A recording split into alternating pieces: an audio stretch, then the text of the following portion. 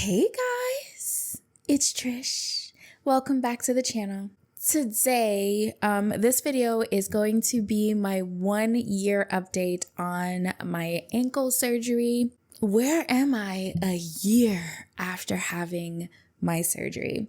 So I had either a bimalleolar or a trimalleolar fracture. And the reason why I say this is because some of my paperwork says that it was a bimalleolar fracture. Other paperwork says it was a trimalleolar fracture. So I don't know which of the two that it actually was. I don't know who's right, who's wrong.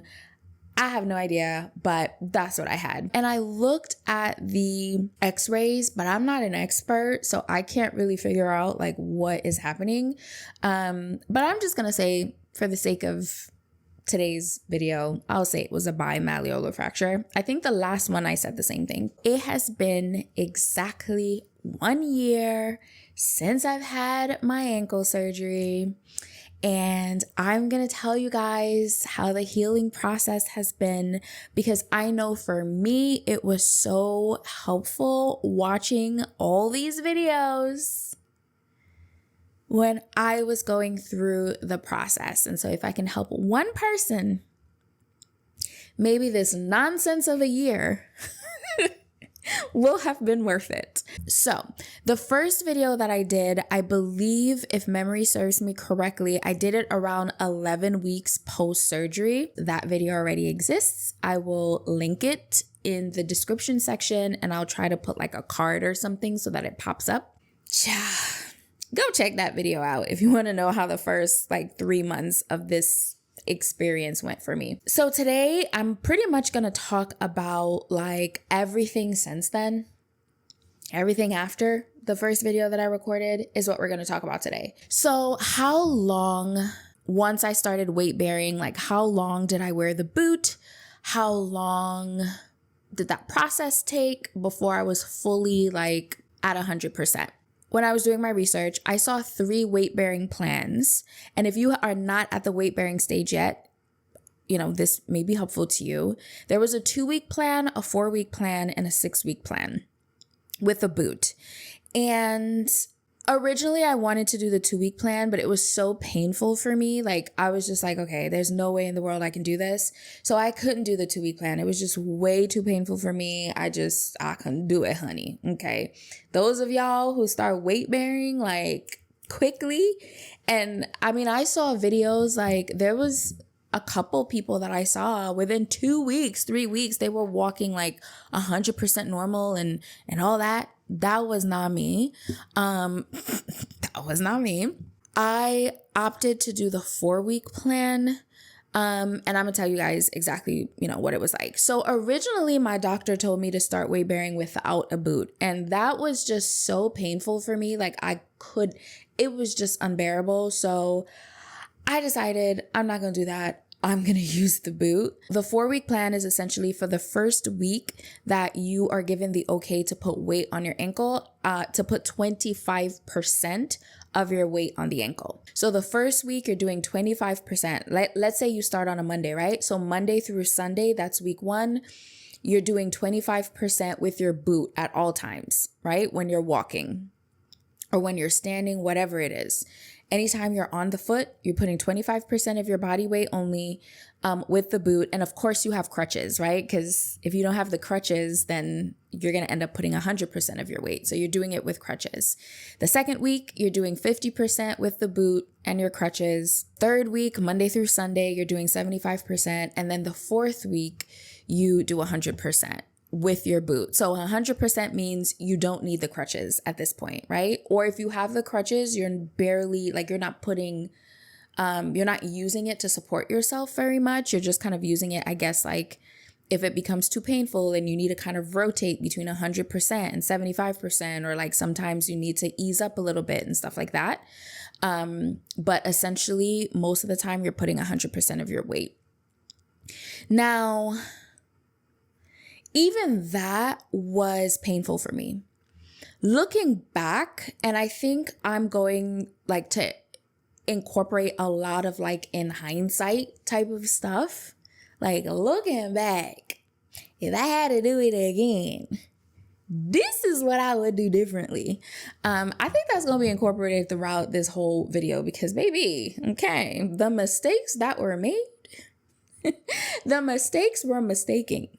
Yeah, ciao. Anyway, looking back, I would have done the 6-week.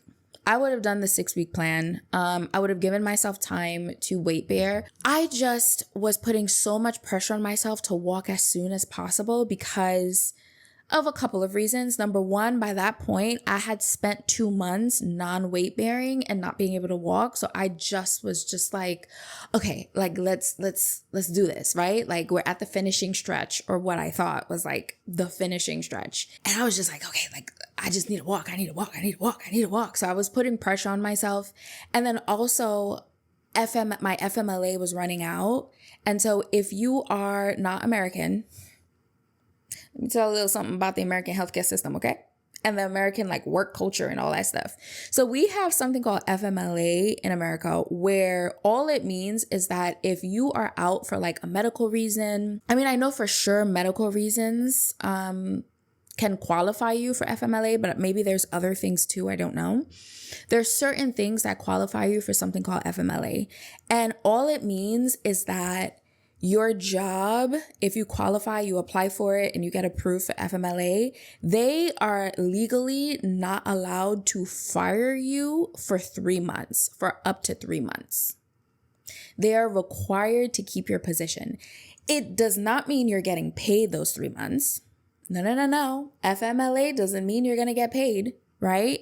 That depends on how much sick time and how much like vacation time and how much PTO, like we call it, like paid time off, that you have left out of what you are allotted for, the year. That's what determines what's going to pay you. FMLA just means they can't fire you, essentially. And so my FMLA was running out, right? Because remember, I had 2 months of non-weight bearing that I couldn't walk. And then I had 1 month of, learning essentially how to walk again. And I couldn't really, or like I was pushing myself not to do the 6-week plan because that would get me past my FMLA. And I knew that I had to go back to work or else I was at risk of losing my job. So that's that. Okay. But in hindsight, looking back, I wish that I had advocated for myself more. And I wish that I had pushed my doctor to write a note saying that, yes, I'm returning back to work once my FMLA ends, but that I am being required to work from home for about like the first 3 weeks that I get back to work. And I didn't do that. And that's one thing, like I have grown tremendously in just the 1 year that this past year that I've been going through this journey. It has triggered so many other in hindsight, it was the best thing that could happen to me because it forced me to do deep introspective work.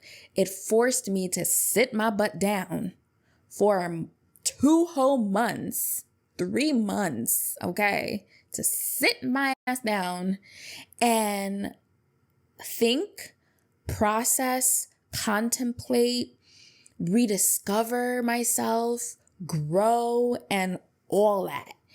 And looking back on it, my job, there is the option to work remotely. I was working a hybrid schedule where we do 3 to 4 days in the office and you can do 1 to 2 days working from home.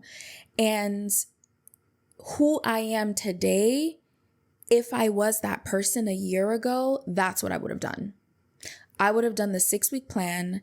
FMLA is FMLA. It is what it is. That's what we're allotted. But I would have had my doctor state that the first month back at work, I need to be working remotely. Like the first 3 weeks, I need to be working remotely. And then I would have done the 6-week plan and I would have given myself time to properly heal. So that's that. So the second question I kind of already started answering, which is how long before I returned back to work? 3 months it took from when I injured myself to when I returned back to work. And the reason why I say that I wish that I had done the 6-week plan and all that and had waited to physically return back to the office is because even though I did the 4-week plan, for me, that was still really painful. Like, it was a lot of pushing myself, I think unnecessarily. Whereas if I had advocated for myself, I could have done the 6-week plan, which would have just meant that instead of switching to the next weight level after a week, you have like 10 days or something like that. So instead of after 7 days, you have 10 days. So instead of Monday through Sunday of week 1 doing 25% of your body weight, instead you would do like day 1 through day 10 of doing 25%.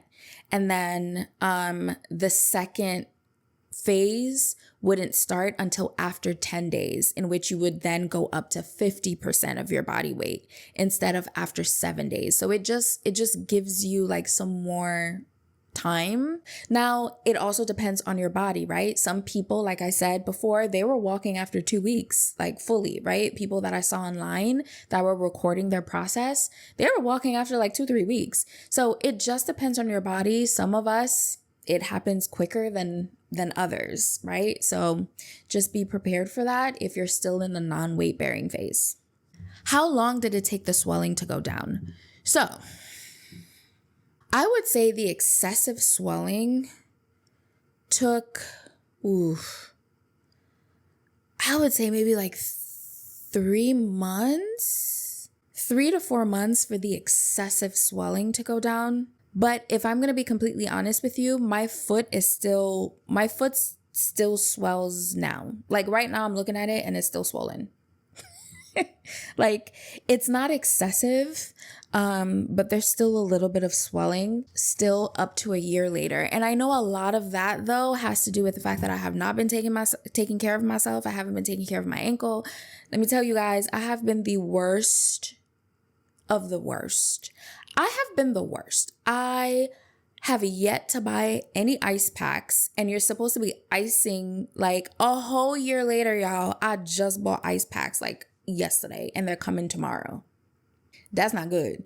I have not elevated my foot once in a year. I bought compression socks, but then I don't like how they feel.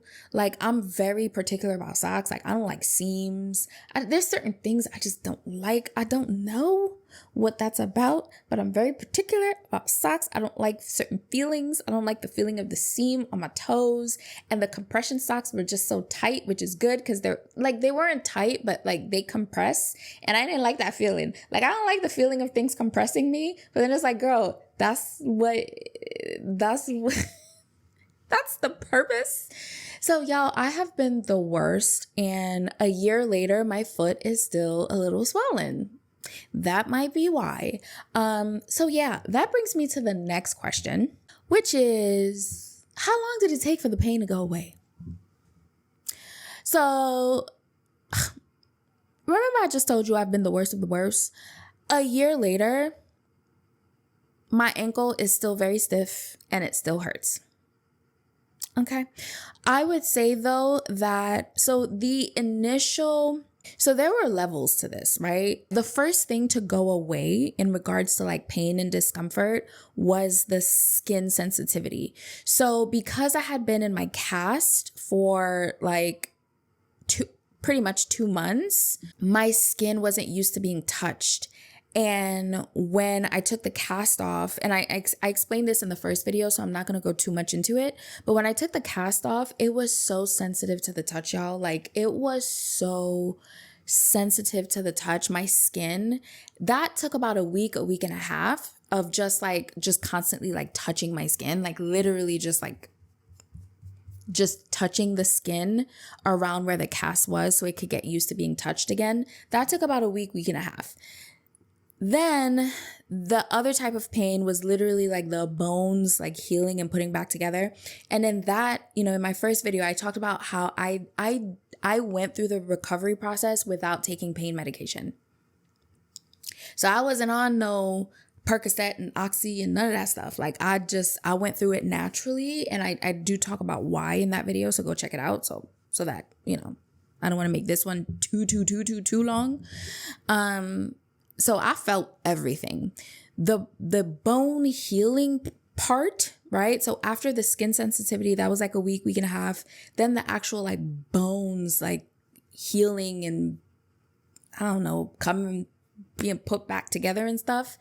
That one maybe lasted like 3 weeks, I would say. I think about like 3 weeks that pain, that like really harsh, excruciating like pain part was about like 3 weeks or so. And then there was the weight-bearing pain, right? The weight-bearing pain, right? The pain that comes with putting weight on the ankle after having not put weight on the ankle for 2 months. That process, that pain lasted, give or take, about 8 weeks for me. I did the 4-week weight-bearing plan. But after 4 weeks, I still needed to use my crutches or I needed to use a cane. And it still pretty much hurt a lot to walk. So I think it took about 8.5 weeks of weight bearing for me to finally get to the point where I didn't need any kind of assisted device, like no cane, no crutches, no boot, like nothing like that. That leads me to where I am right now, which is my ankle is still very stiff and tight. At all times, my pain level is anywhere from like a 3 to a 7 when I have weight on it. So if I'm sitting down, laying down, it's about like a 2 or 3 pain level, maybe like 4, depending. And then when I get up, so if I've been sitting down for a while and I initially get up, or if I've been like laying down and then that initial get up, it's like a 7. Like it hurts to the point where I have to like limp, and it lasts about like 15 seconds or so, that initial pain, maybe 15 to 30 seconds. And then it like goes back down to maybe, like a 5. Right? So if I'm laying down and there's no weight on it, I'm at a 2 or 3 right now at all times, especially if I'm like moving the ankle. And then when I stand up, when I first go to stand up after sitting or laying down for a while, it hikes up to like a 7 for about 30 seconds or so. And then as I'm like standing and moving around, it goes down to maybe like a 5, like 5, 6. Maybe like a 5. And then if I've been on my feet like for a while, like 40 minutes, 45 minutes, like 30, 40, 45 minutes, an hour, then it goes back up to like a 7, like a 6, 5, 6, 7. So that's where I'm at with the pain. But remember I told you guys, okay, I have not been a good student. So I have not been doing physical therapy. I went to physical therapy for 3 weeks, y'all. And I was like, I can't. This is a waste of my money. My insurance company was charging $50 per session. And they told me I needed to do 3 to 4 sessions per week. So that's 4 sessions a week. That's $200. $200 a week, $800 a month, y'all. Like... And I had to take Ubers to and from work. That was an additional like $1,000 for the month because I live in New York City and I don't have a car. And there was no way I was going to be able to take the subway and, go up and down stairs and subway stairs and transfer stations and all that, because all the stations are not accessible, right? They all don't have escalators and elevators. Child, I was like, there's no way I'm paying $2,000 a month. Like, absolutely not. So I went for 3 weeks and they were just doing bare minimum. I was like, this is ridiculous. I could do this stuff at home. Like, it was ridiculous. They would like barely touch me and then call it a massage and then charge me $50. There were times where it was like I didn't even have a physical therapist with me. They would just like tell me, oh, do you know your exercises? And then they'd be like, okay, go over there and do them. And it would be stuff like making the alphabet with my like feet. So pretend this is my ankle is here and this is my feet. I would have to do like A, B, C. Like I have to do uppercase and then like lowercase a, lowercase b, C. It would be stuff like that. They would give me like a ball and I just have to like roll my foot on the ball. It was ridiculous. I'm like, I'm not paying $1,000 a month, $200 a week to deal with this. Like, this is ridiculous. So, child, I went for 3 weeks and I was like, I ain't doing that no more. But I didn't know. Later on, one of my coworkers was like, oh, it's because you ended up in a PT mill. I didn't know that there are PT mills and that there are actual physical therapists that actually like do therapy with you. And there are places that actually like help you. So in hindsight, if I knew then what I know now, I would have advocated for myself and just kept going from place to place until I found a legit physical therapist that actually cares and was actually willing to help me out.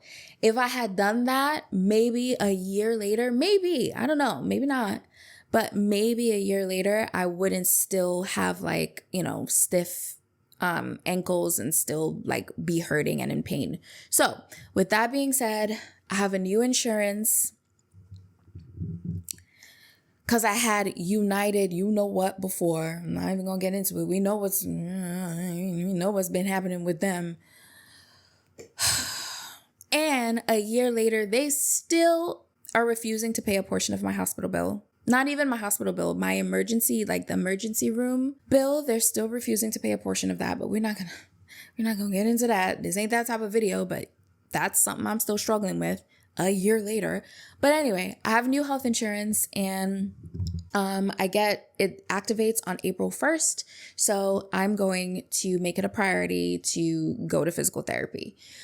Is physical therapy absolutely necessary? I would say no if you are someone who's extremely disciplined.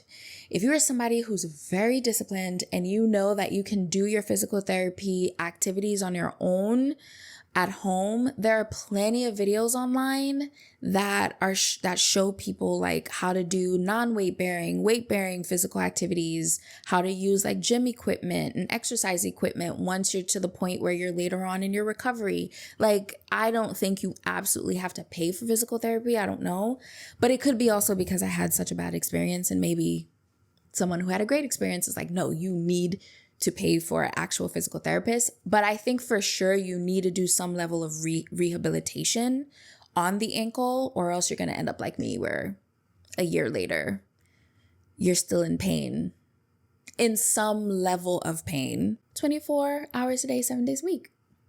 So next question, how is my range of motion? So my range of motion right now, once again, could also be because I've not been doing the things that I'm supposed to be doing. My range of motion on the injured ankle is maybe about 75% to 80% back to normal. And so what that means is, let's say this is my uninjured foot. And let's say I can move my foot like all the way down on the uninjured foot, or all the way back, like that, or like this. On the injured ankle, I can only do like 75 to 80% down, or like 75 to 80% up and 75 to 80% this way and that way. Like if I'm sitting down or laying down and I'm like playing around with the ankle, I can't fully like go down, but I can go about 75 to 80% of the way. And same thing with like going in circles. It's like 75 to 80% motion. So that's something I would love to tackle with a physical therapist, is like to hopefully get my range of motion back 100%. But that's where I'm at after a year. How long did it take me to get back to normal? Let's see what I wrote in my notes. I said it took me 5 months post-surgery and 3 months post-weight bearing to be able to walk without any like assisted, without a cane and stuff like that. It took about 6 to 7 months post-surgery to be able to do most things. And I'm just reading my notes, y'all. For example, go up and down stairs, squat, like sit on the ground without having to hold something up. If I'm sitting on the ground, like get back up, like tiptoeing, using both of my feet, things like that. That took about 7 months post-surgery. And then today, a year later, the only things I still can't really do, I can go up and down stairs, but obviously it hurts. I have just gotten to the point that I can kind of do a light jog up and down the stairs and just like light jogging on like flat surfaces. I'm now starting to get to the point that I can tiptoe on the injured foot only. So like the other foot is up in the air, the injured foot is down, and I'm tiptoeing all like 100% of my weight on that ankle. It's just starting to happen. So that's progress. And I'm not yet at the point that I can run, like speed run. So those are the things that I can't do as of right now. So I just started being able to jog, just started being able to tippy toe solely on the injured foot. And I can't run yet at full speed. So I can't run up and down stairs. I can't run like on flat surfaces, but I can do like light jogging. So that's where I'm at. Once again, if I did everything I was supposed to be doing, icing, elevating, PT, compression socks, resting, and all that stuff, then maybe I'd be in a different position. So, I mean, hopefully that's been helpful. Takeaways: advocate, advocate, advocate for yourself. Number 2, be really, really patient. Go slowly. Make sure you take the time that you need to properly heal so that you're not improperly healing. Who knows if that's also part of why a year later I'm still experiencing some kind of pain. And then number 3 would be do the things that you're supposed to be doing. Be consistent. Take care of yourself. Do the things you're supposed to be doing. And so, yeah, I am going to do all those things for the next 6 months.